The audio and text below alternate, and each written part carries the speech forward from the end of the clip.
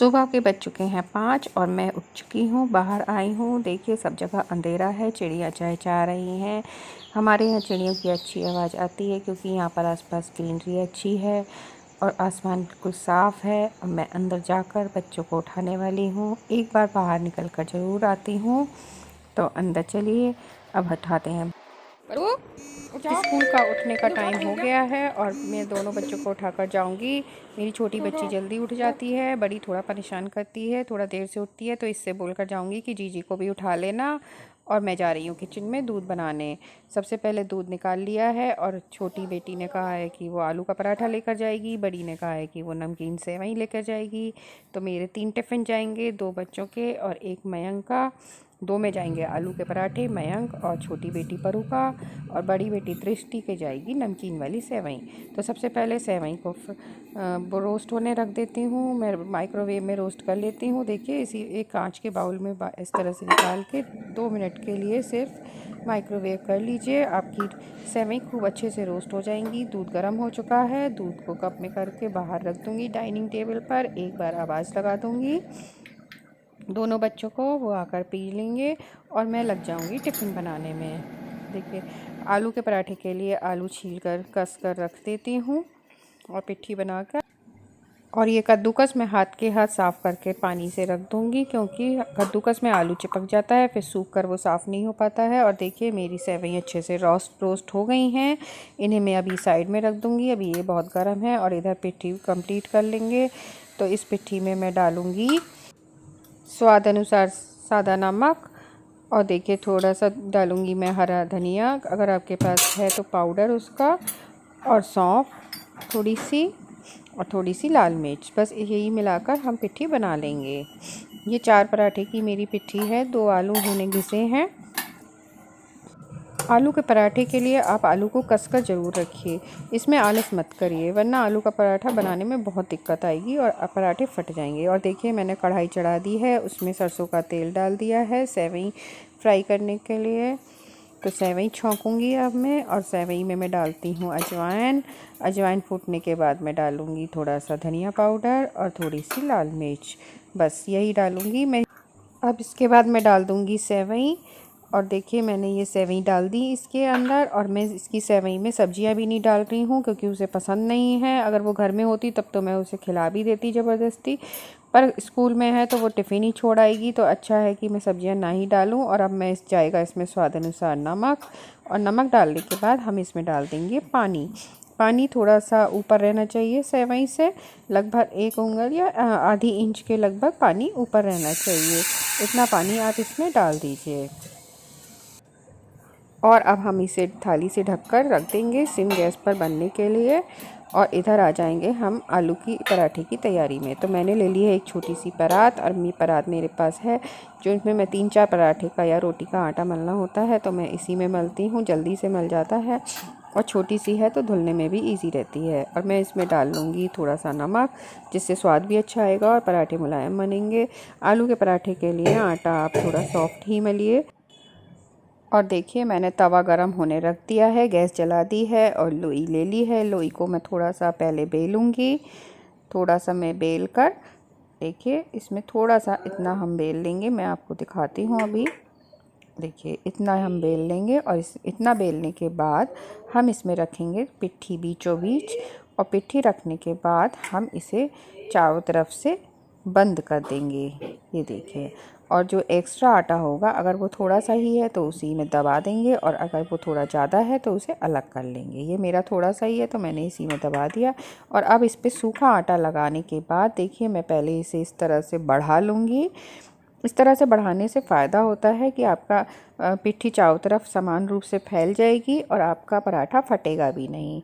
आलू के पराठे में यही चीज़ें ध्यान रखने की हैं कि आटा थोड़ा सॉफ्ट हो, पिट्ठी आप कद्दूकस से कसकर बनाइए, और उसे पहले बेलने से पहले थोड़ा सा बढ़ा लीजिए। इन 2-3 चीज़ों का ध्यान अगर आप आलू के पराठे में रखेंगे तो आपके आलू के पराठे बहुत ही अच्छे बनेंगे। देखिए थोड़ा सा मैंने बेल लिया, अब मैं बीचों बीच रखूँगी इसमें पिट्ठी, और पिट्ठी रखने के बाद मैं इसे कर दूँगी बंद। और बंद करने के बाद अगर एक्स्ट्रा आटा ज़्यादा निकला है तो मैंने इस बार अलग कर दिया। और इसमें फिर सूखा आटा लगाकर पहले हम इसे चारों तरफ से बढ़ा लेंगे इस तरह से, देखिए। और फिर हम इसे बेल कर और अच्छे से सेक लेंगे। और आलू के पराठे मैं सेकती हूँ देसी घी में। आप चाहें तो जो भी यूज़ करते हो उसमें सेकिए, तेल में सेकिए, रिफाइंड में सेकिए। और देखिए अभी पीछे से जो काउंटिंग की आवाज़ आ रही थी वो मयंक कर रहे थे। मेरी छोटी बेटी दूध पीने में बहुत नाटक करती है, तो वो काउंटिंग के साथ दूध पीती है। 1 2 3 करके 1 to 20 तक वो दूध पी लेती है। तो अगर आपके घर में भी कोई छोटा बच्चा है आप भी ये ट्रिक ट्राई कर सकते हैं। और देखिए मुझे छींटे आ रहे थे तेल के, तो मैं एप्रिन पहन आई हूँ। ये मेरा एक पुराना टॉप है जो मैंने एप्रिन की तरह अब यूज़ कर लेती हूँ।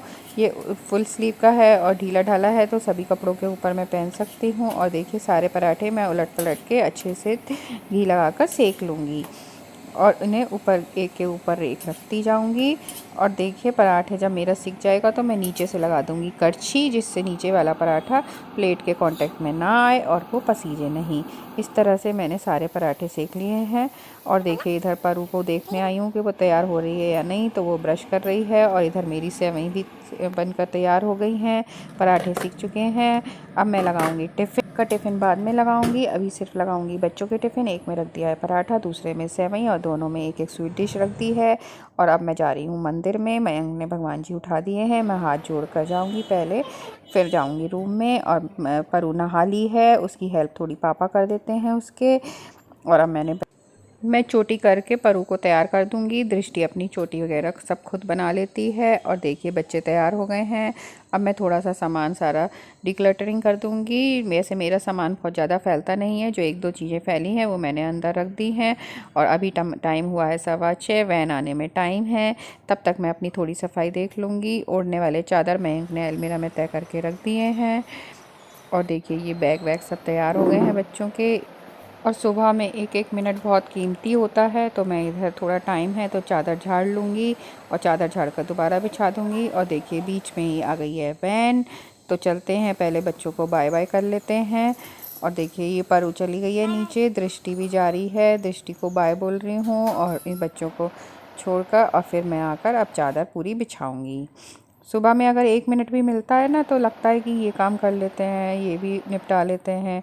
और ये मैंने चादर दोनों दूसरे रूम में आ गई हूँ। अब दूसरे रूम की चादर भी मैंने झाड़ के अच्छी तरह से बदल दी है। अब जाऊंगी स्टडी रूम में और जहाँ पर जो भी सामान फैला है वो सब उठाकर रख दूंगी। इस टाइम पे मैं सारी डिक्लटरिंग कर लेती हूँ। और देखिए मशीन में भी एक लोड मैंने लगा दिया है, मुझे एक चादर धोनी थी।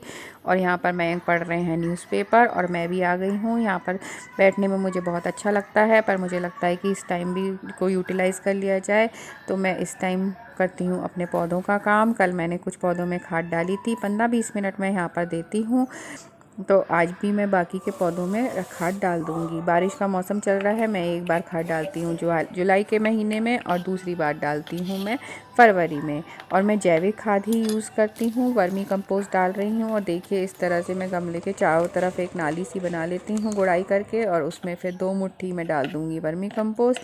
और इसी मिट्टी में जो मैंने गुड़ाई की थी उसे मिला दूँगी।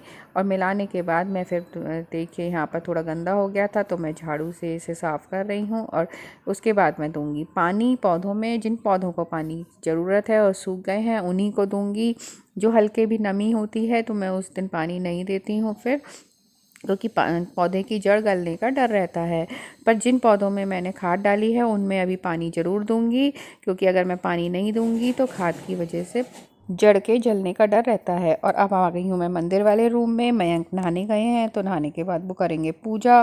पूजा करने के लिए चाहिए होगा यहाँ पर सफाई, जो झाड़ू पोछा कर देती हूँ मंदिर वाले कमरे का। और देखिए अब मेरी धुल गई है चादर भी, मशीन बंद हो चुकी है, तो मैं इधर स्विच ऑफ कर दूँगी और नल को कर दूँगी बंद। और मैं हमेशा मशीन के बंद होने के बाद नल को ज़रूर बंद करती हूँ, क्योंकि नल नहीं बंद करते हैं तो मशीन में जब बहुत टाइम तक ऐसे नल का प्रेशर, पानी का प्रेशर बना रहता है, तो लीकेज के चांसेस बने रहते हैं। तो इसलिए मैं मशीन को जब भी बंद करती हूँ तो नल को साथ में ज़रूर बंद कर देती हूँ। तो मैंने इधर कपड़े सुखा दिए हैं और अब मैं जाऊँगी किचन में, क्योंकि मयंक का टाइम हो रहा है, वो पूजा करके आएंगे, नाश्ता करेंगे।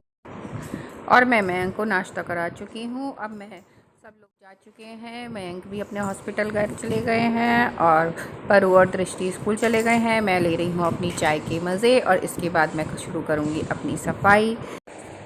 तो दोस्तों, ये डेली रूटीन वाले जो ब्लॉग्स हैं आजकल बहुत ज़्यादा पॉपुलर हो रहे हैं, तो हमें इनसे क्या सीखने मिलता है, वो लोग हमें क्या सिखाना चाहते हैं। जो मुझे लगता है कि हमें इनसे सीखने मिलता है कि वो लोग अपना टाइम को कितना सक्सेसफुली, कितना अच्छे से मैनेज कर पा रहे हैं।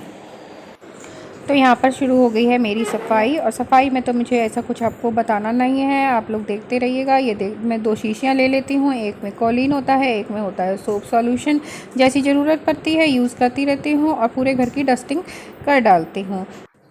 तो दोस्तों, हम लोग बात कर रहे थे तो क्या जो ये डेली रूटीन के ब्लॉग्स हम लोग देखते हैं, तो कुछ लोग तो इससे बहुत ज़्यादा मोटिवेट होते हैं।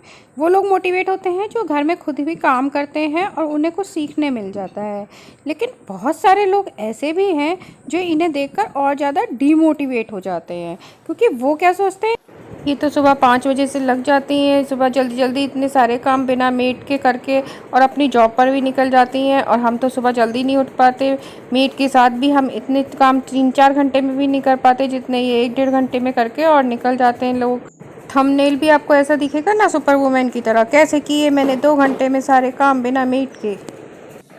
तो हमें क्या देखना है कि जैसे मैं आपको बताती हूँ कि भगवान ने, चाहे प्राइम मिनिस्टर हो, चाहे मुकेश अंबानी है, या टाटा बिरला हैं, या बिल गेट्स हैं, या सड़क का भिखारी है, या कोई मजदूरी करने वाला इंसान है, सभी को दिन में 24 आवर्स यानी कि 24 घंटे ही दिए हैं।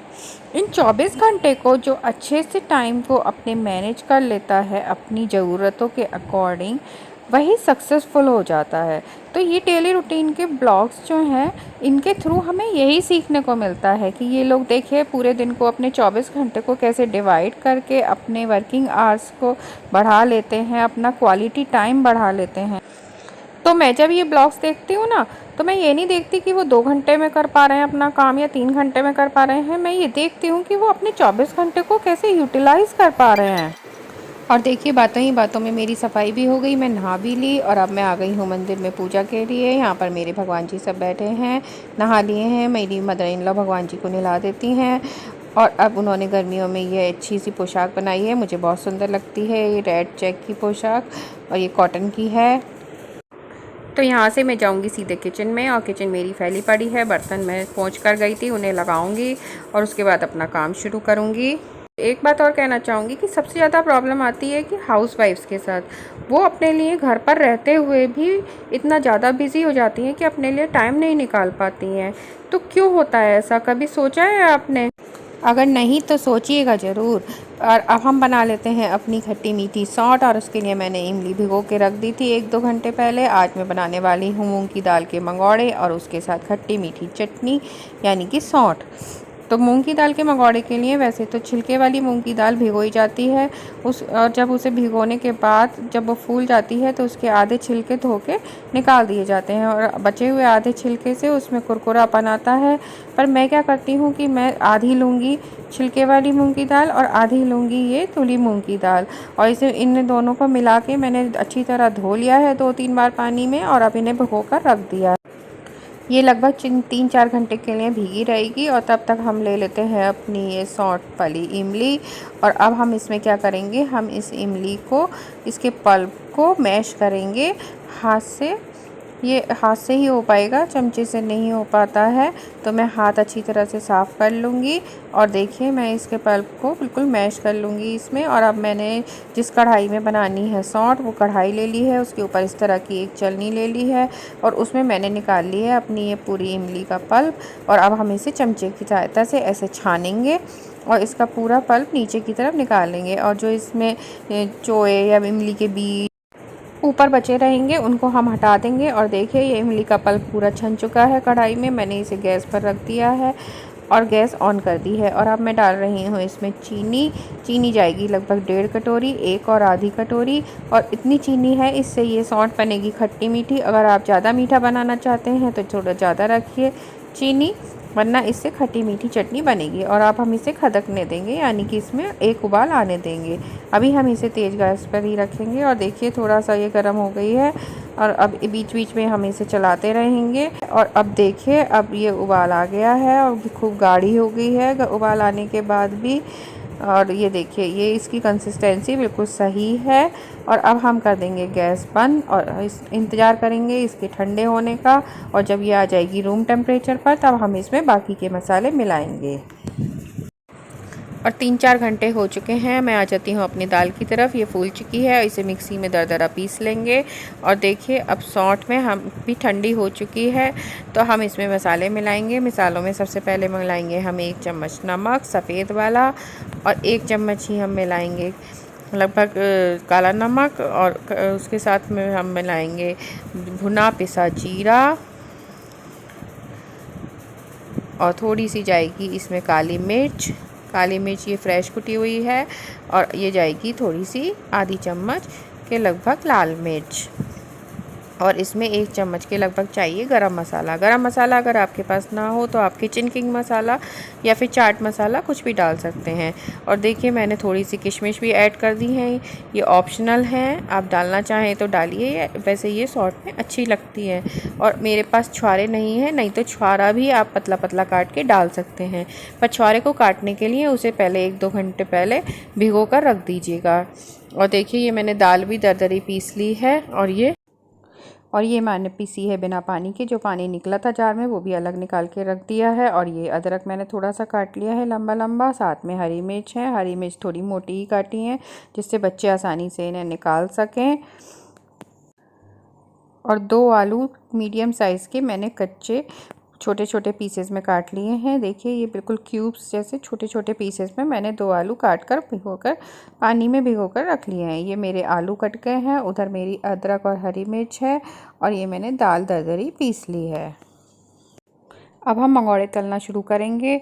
तो मैंने तेल सरसों का गरम कर लिया है, और देखिए एक बार में मैंने उतनी ही दाल ली है जितनी मेरे मंगोड़े कढ़ाई में आ जाएंगे। मैं उतनी ही दाल में नमक मिलाती हूँ, और इसमें मैंने आलू अदरक हरी मिर्च थोड़ी थोड़ी डालकर और नमक मिलाकर मंगोड़े छोड़ने शुरू कर दिए हैं। इन्हें बिल्कुल पकौड़ों की तरह आप छोड़ दीजिए और सुनहरा होने तक अच्छे कुरकुरे हो तल लीजिए, और आपके मंगोड़े तैयार हो जाएंगे। देखिए ये गलती मत करिएगा कि पूरी दाल में एक बार में ही नमक मत डालिएगा, तो उससे क्या होता है कि जब हम एक बार के मंगोड़े तो तल लेते हैं अच्छे से, और जब दूसरी बार मंगोड़े बनाने जाते हैं ना तो हमारी दाल पतली हो जाती है और वो हैंडल नहीं हो पाती है। फिर हमारे मंगोड़े चपटे चपटे अजीब से बनते हैं, वो गोल अच्छे कुरकुरे नहीं बनते हैं।